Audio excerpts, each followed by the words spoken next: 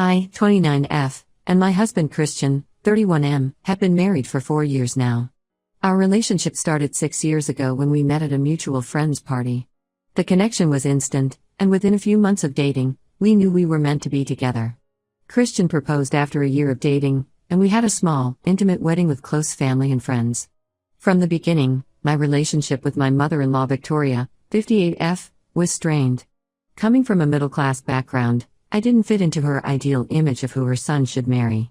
Victoria comes from old money and never lets anyone forget it. When Christian first introduced me to his family, Victoria's disapproval was evident in her tight-lipped smile and cold demeanor. During our dating period, Victoria constantly tried to set Christian up with daughters of her wealthy friends. She would invite these women to family dinners without warning us and create awkward situations. Christian always handled these situations well, making it clear that he was committed to me, but Victoria never stopped trying. I had always dreamed of having a big family since childhood. My own family wasn't very large, just my parents and me. I wanted my children to have siblings to grow up with. Christian shared this dream, and we started trying for a baby soon after marriage. Our first pregnancy happened 2 years ago. We were overjoyed and started planning everything. Victoria's reaction was lukewarm at best. She made comments about how the baby would probably look more like my side of the family, saying it with such disdain that her meaning was clear. I lost that baby at 10 weeks. While my parents and Christian supported me through the grief, Victoria said maybe it was for the best as we were too young to be parents. A year later, I got pregnant again. This time, we waited longer to tell anyone. When we finally shared the news at 12 weeks, Victoria's first response was to ask if we were sure this one would stick. I lost that baby too, at 14 weeks. Victoria told everyone who would listen that miscarriages usually happen when something's wrong with the mother. Recently, we discovered that conceiving again would be extremely difficult for me due to some medical issues. This news devastated us, but Christian assured me that we would find a way to have our family, whether through medical intervention, adoption, or whatever path felt right for us. My sister-in-law Heidi, 27F, announced her pregnancy 3 months ago. She had married Tom, 32M, last year in a lavish ceremony that Victoria spent months planning. Tom comes from a wealthy family like them, making him the perfect addition to their family in Victoria's eyes.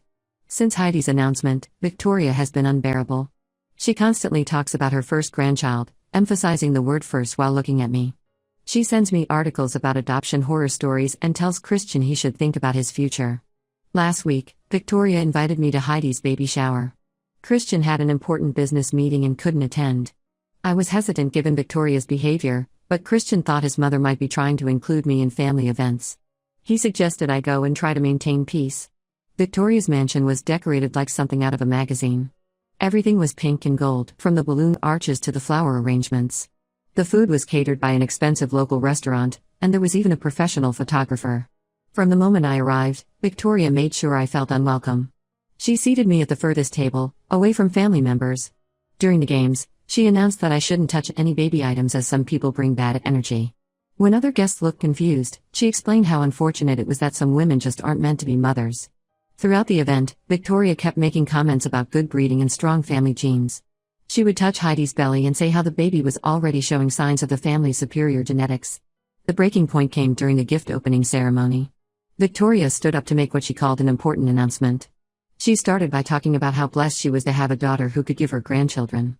Then she looked directly at me and said that certain people brought misfortune wherever they went, and she wouldn't let my bad omen affect her grandchild. She went on to say that in her culture, she's not even from a different culture, women who couldn't have children were considered bad luck. She suggested I stay away from Heidi for the remainder of her pregnancy. Some guests looked uncomfortable, but others nodded along, probably not wanting to contradict their wealthy friend. Heidi sat there with a smug smile, rubbing her belly protectively whenever she looked my way.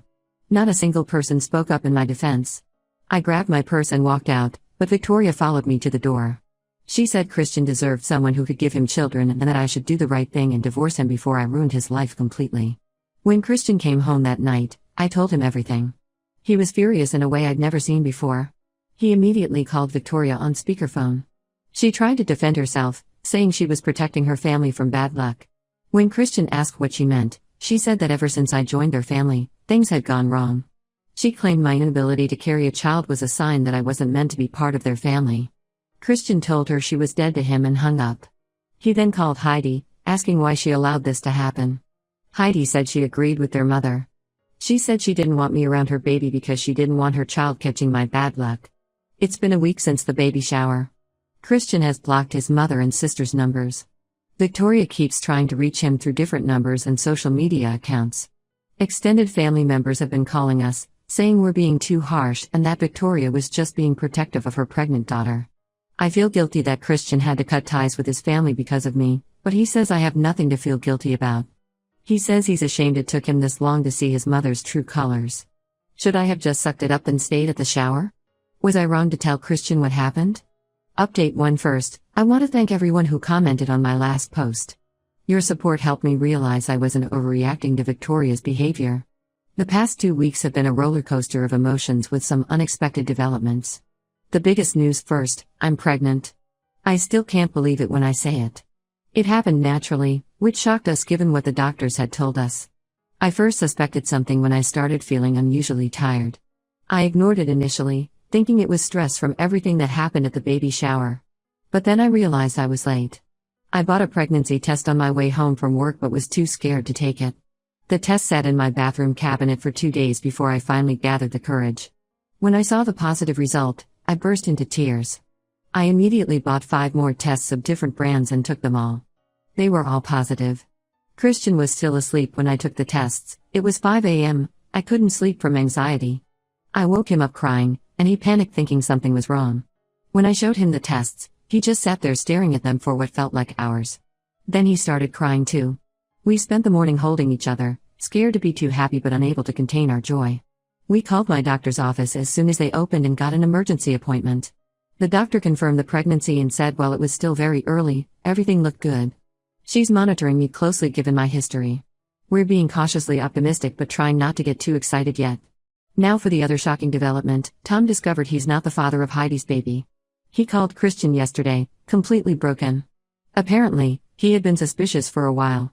Heidi had been acting strange, constantly guarding her phone and making excuses to go out alone.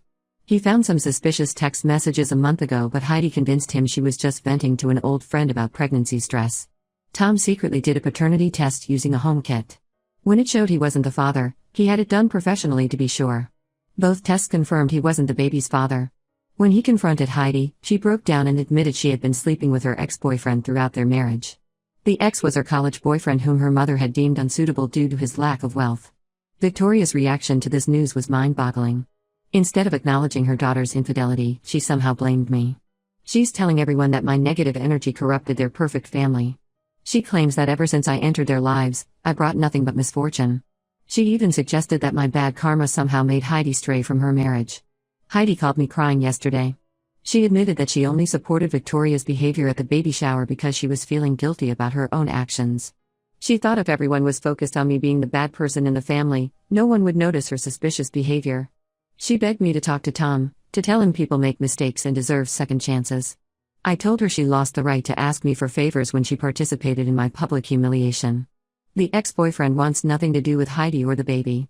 He's apparently engaged to someone else and has blocked Heidi's number. Tom has already filed for divorce and moved out of their house. Victoria is in damage control mode, trying to salvage her family's reputation in their social circle. She's spreading rumors that Tom must have tampered with the test results because he wanted out of the marriage. We haven't told anyone about my pregnancy yet. Given my history and everything that's happening, we want to wait until we're past the first trimester. Christian says he doesn't want his mother's negative energy anywhere near us during this precious time. We found a beautiful house in a neighborhood closer to my parents'. It's about an hour away from our current place, which means we'll be far from Victoria's daily drama. The house has a lovely backyard and enough bedrooms for the family we hope to have. We move in next month. Tom reached out to me separately to apologize. He said he had noticed things weren't right with Heidi for months but was in denial. He also said he felt guilty for not speaking up at the baby shower but was too preoccupied with his own suspicions about Heidi. We told him he's welcome to stay in touch if he wants to. The extended family has finally stopped calling us about reconciling with Victoria. I guess Heidi's scandal has given them something else to focus on. Christian says he feels lighter after cutting contact with his toxic family. He admitted he always knew his mother's behavior was wrong but was conditioned to accept it as normal. I'll update again when there are more developments. For now, we're focusing on staying stress-free and healthy for our baby. My parents are thrilled about the pregnancy but understanding of our desire to keep it quiet for now. It feels good to be surrounded by people who genuinely care about us. Update 2. A lot has happened since my last update. The most positive news is that I've successfully completed my first trimester. All our tests came back normal, and according to our doctor, the baby is developing perfectly. Christian attends every appointment and tears up every time we hear the heartbeat. We found out we're having a girl, and we couldn't be happier. Unfortunately, our peaceful bubble burst when Victoria found out about my pregnancy. One of the nurses at my doctor's office turned out to be friends with her and broke patient confidentiality by telling her about my regular appointments. We filed a complaint against the nurse, and the hospital is investigating the breach. Victoria showed up at our new house last week. Fortunately, I was at work, but Christian was working from home that day. According to him, she was crying and begging for forgiveness. She claimed she had changed and realized her mistakes.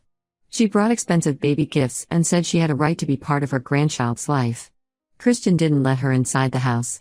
He told her that her behavior at the baby shower had shown her true character and we couldn't trust her to change. Victoria became hysterical, saying she had already lost Heidi and couldn't bear to lose her son too. Speaking of Heidi, her divorce was finalized last month. Tom got to keep their house and most assets since he had proof of her infidelity. She moved back in with Victoria as she had nowhere else to go. Her ex-boyfriend blocked her on everything when she tried to demand child support. She's 7 months pregnant now and struggling with the reality of being a single mother. Victoria has been telling everyone in their social circle that I use black magic to curse their family. She claims I cast spells to steal Heidi's marital happiness and transfer her good pregnancy fortune to myself. The ridiculous part is that some of their wealthy friends actually believe this nonsense. Christian finally snapped after hearing about these rumors. He sent a detailed message to the entire family along with evidence of Victoria's behavior over the years. He attached screenshots of all her cruel messages about my miscarriages, including ones where she suggested he'd leave me for someone more fertile. He also included recent messages where she accused me of practicing black magic. The family's reaction was mixed. Many were shocked to see Victoria's true face. His Aunt Maria, who had previously always defended Victoria, called us crying with apologies. She said she had no idea about the horrible messages and couldn't believe her sister could be so cruel. Heidi reached out again last week. Her pregnancy has been difficult, and she said she finally understands the fear and anxiety I went through with my miscarriages. She asked if we could meet and talk things through. She said being abandoned by her ex made her realize how wrong she was to treat me badly. Christian said it's entirely my decision, but I'm not ready to forgive her yet. We've hired a lawyer to address Victoria's black magic accusations. The lawyer sent her a cease and desist letter, warning that we'll sue for defamation if she continues spreading these malicious rumors. Victoria's response was to tell everyone that this legal threat proves I'm evil. On a happier note, Christian and I have started preparing the nursery. We chose a woodland theme with soft greens and yellows. My parents visit every weekend to help with the painting and assembly of furniture. My mom has been teaching me her family recipes, saying my daughter needs to grow up eating her grandmother's cooking. Despite everything, this pregnancy has been a blessing. Every kick and movement reminds me that sometimes happiness comes when you least expect it. Christian says our daughter is already showing her strength by coming to us against all odds. Update 3. This will be my final update. Our beautiful baby girl, Emma, was born last week after 38 weeks of pregnancy. Despite all the stress and anxiety, the delivery went smoothly. Christian cried more than the baby when he first held her. We're both completely in love with our little miracle. Victoria tried to force her way into the maternity ward. Apparently, she had been checking local hospitals daily since my due date approached. When she found out I was admitted, she rushed to the hospital claiming to be my mother. Thankfully, we had provided the staff with strict instructions about visitors. They stopped her at the reception, but she caused a huge scene. She started screaming about grandmother's rights and how we were cruel to keep her from her grandchild. Security had to physically escort her out when she tried to run past them toward the maternity ward. The hospital staff suggested we get a restraining order, which our lawyer is now processing. Heidi gave birth 2 months ago to a baby boy. Her ex-boyfriend showed up at the hospital, but only because his fiancée convinced him to take a paternity test. Once it confirmed he was the father, he made it clear he only wanted minimal involvement, just child support and occasional visits. Heidi was devastated as she had hoped he would leave his fiancée for her. Living with Victoria isn't working out well for Heidi. According to family members, Victoria constantly criticizes her parenting and reminds her how she brought shame to the family. Heidi sent us a long email apologizing for everything and asking for support, saying she feels depressed and alone. We haven't responded yet. The black magic rumors finally stopped after our lawyers sent Victoria notices to all the family friends she had spread these stories to. Most of them have distanced themselves from her, not wanting to be involved in potential legal troubles. Her social standing has taken a massive hit. Christian recently got promoted to regional manager, but it requires us to relocate to Arizona. We see this as perfect timing. The distance will make it easier to maintain our no-contact policy with Victoria, and we can give Emma a fresh start away from all this drama. My parents are sad about us moving but understand it's for the best. They've already planned monthly visits and set up a nursery in their house for when we visit. Christian says he wishes he had parents like mine growing up. We want Emma to know what genuine family love looks like. Victoria still creates new social media accounts to message us about Emma. She posts about being an alienated grandmother and how cruel we are to keep her from her only grandchild. We document everything for the restraining order case but otherwise ignore her attempts at contact. Looking back at the baby shower incident, I realize it was a blessing in disguise. It finally showed Christian how toxic his family was and gave us the push we needed to break free. Sometimes the hardest paths lead to the best destinations. Tom moved to New York and is doing well.